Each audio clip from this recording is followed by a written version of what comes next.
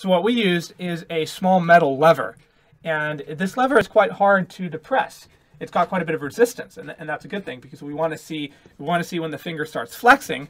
And you can see here it's very conspicuous. So there's not much, there isn't much debate as to when it starts moving. You can see here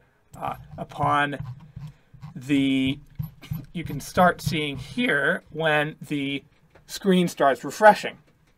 Okay, so this is a 300 frames per second camera. We're going to upgrade to an 800 frames per second camera, but I think this is enough. I don't think you really need much more than that. So here's about halfway. Okay, now again, you could argue the human eye has already registered. You could say that the eye has already registered the appearance of the stimuli at halfway. Now, I don't know that, right? Galton didn't know that. Deary doesn't know that. They base it off when the stimulus starts.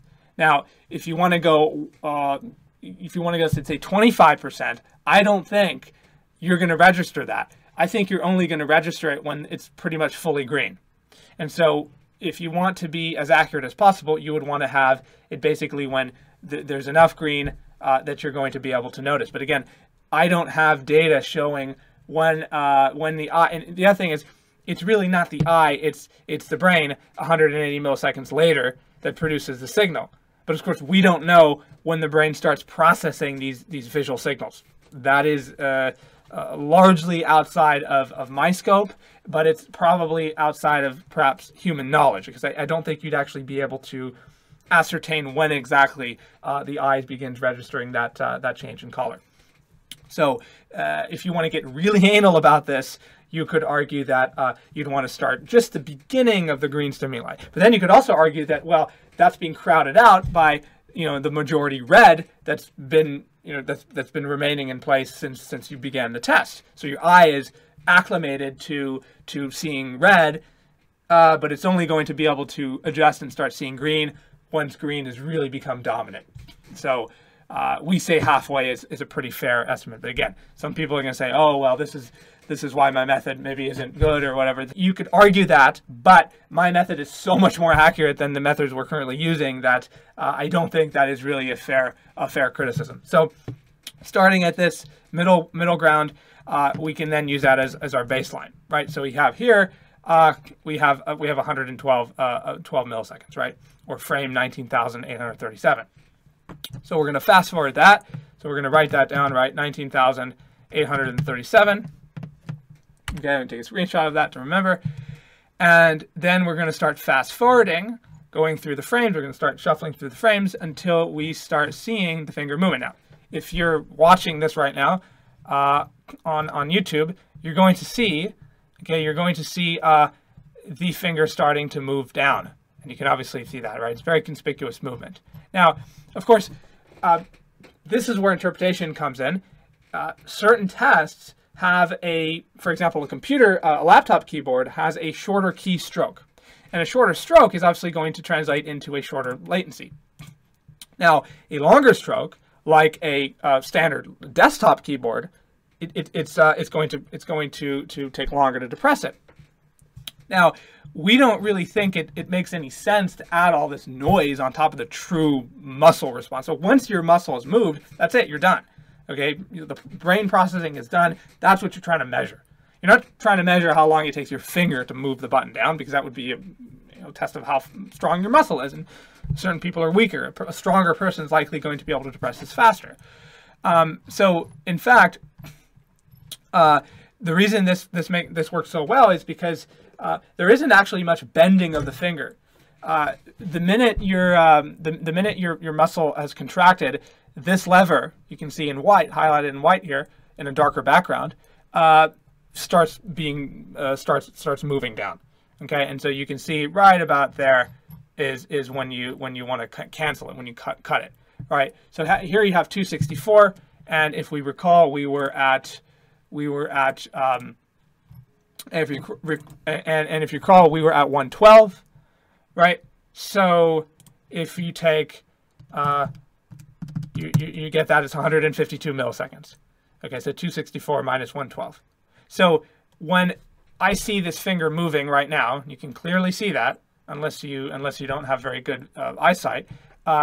You can clearly see this is moving right there, if you can see my mouse. And I don't know if I have my mouse setting I don't know if I have my screen capture program is actually activated to measure the movement of the mouse. But you can see the finger is moving down. And so that we set that as a cutoff. All right, so what does this mean? I mean, this is getting kind of repetitive. So what this means effectively is that when we measure reaction time using a Galton device, which, by the way, right, it was 185 milliseconds, we're 150. Now, the average turns out to be 150. Now, it's all the way from about 120 at the low end using this method, right, testing myself, anywhere from 120 to about 180, with very few scores above and below that. So the average is actually 154. And if you think I've just based it off a few tries, think again, I've done 400 tries. And, you know, once you do 400, you're pretty close to, you know, a long-term running average. There isn't going to be much change. Now, if you're really tired, or if you're for various reasons perhaps stressed out, maybe you're going to perform poorer than you would otherwise. But we're doing it under pretty constant conditions.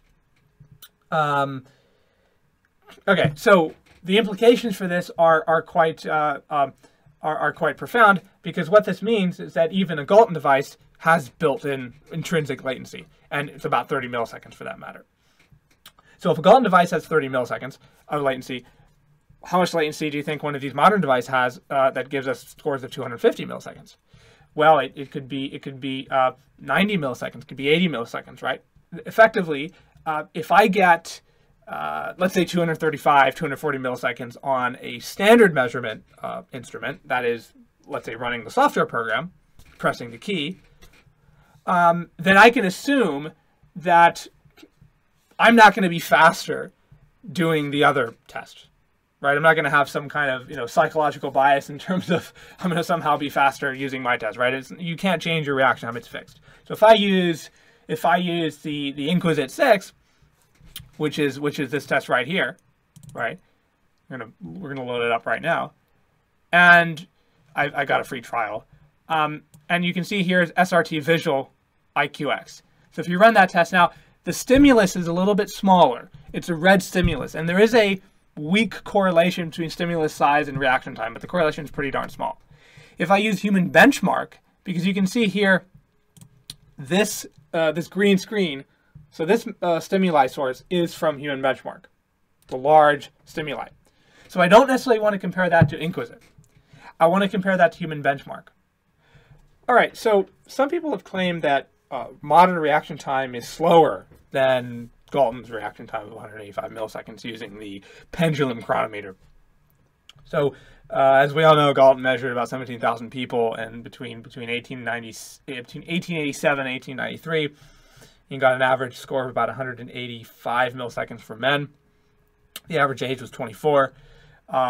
And so people have argued that it's only logical to assume that if modern reaction time samples are about 250 milliseconds, between 240 and 260, that clearly something has changed. So you could either argue that the measurement systems have changed, that they're essentially fraught with more lag, we call latency, or humans have undergone physiological change favoring slower mental speed, poor nerve conduction velocity, perhaps lower G, lower general intelligence, which overlaps strongly with reaction time. In fact, reaction time correlates with G at about 0.3, 0.4, and we know, of course, nerve conduction velocity correlates with G at about 0.4. But interestingly, reaction time is mostly mediated by cognitive processing, not so much nerve conduction velocity. It only takes about 16 milliseconds for the signal to travel from your eyes to your hand.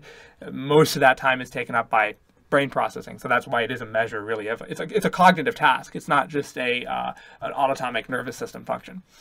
It is actually a cognitive task where you have processing taking place, mental work, and so this is why it correlates strongly with G. And many have argued, Francis Galton was the first to argue this, and later Arthur Jensen, that reaction time could be seen as this kind of basal cognitive trait that could really be used ideally to even replace IQ tests.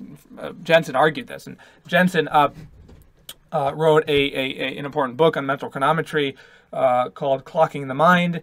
And in this book, he actually developed a reaction time measurement apparatus. It's called a Jensen box, where it's a mechanical electrical system where you press a button, a stimulus appears, visual stimulus usually, and you press a button, and he was usually getting results of somewhere in the order of 250 milliseconds.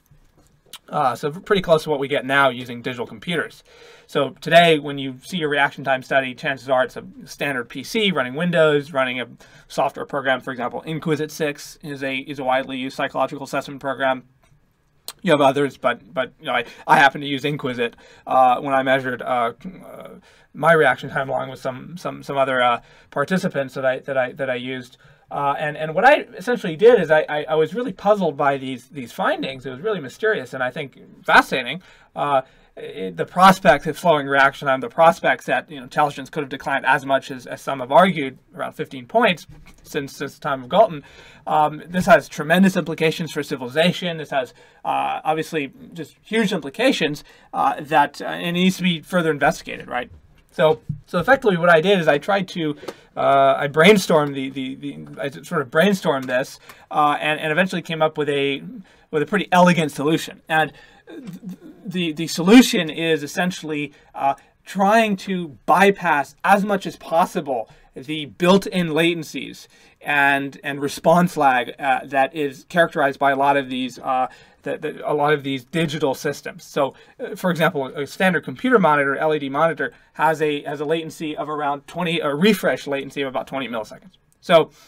So when the computer starts recording, the software program starts recording, it takes about 20 milliseconds until you see the monitor turn a different color, for example, right, to the beginning of the appearance of the stimulus.